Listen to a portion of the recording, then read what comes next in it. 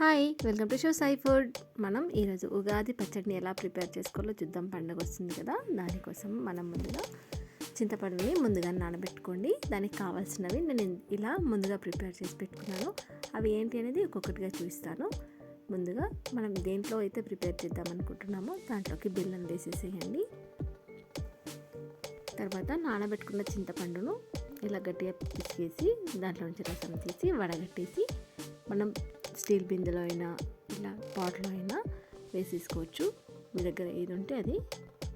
చింతపండు రసం కూడా ఈ కడవలో వేసిన తర్వాత మన టేస్ట్కి సరిపడేంత సాల్ట్, తర్వాత వేప పువ్వు, పుట్నాలు,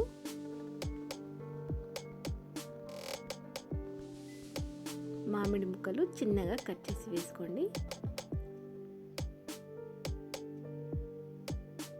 మనం దీన్ని చేసుకునే ప్రాసెస్ ఈజీగానే ఉంటుందండి. ఇప్పుడు వాము, ఒక స్పూన్ అంతా వాము వేసుకోండి.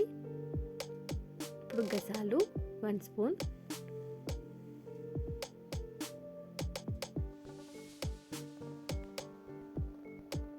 ఇప్పుడు ఇవన్నీ వేసిన తర్వాత ఒకసారి కలిపేసండి. మనకు బెల్లం అనేది కరిగిపోవాలి.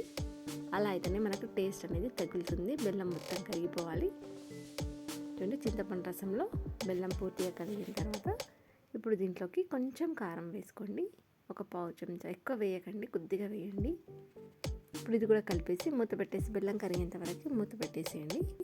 బెల్లం కరిగిన తర్వాత సర్వ్ చేసుకోండి. అంతే అండి, ఉగాది పచ్చడి రెడీ అయిపోయింది. Thank you for watching.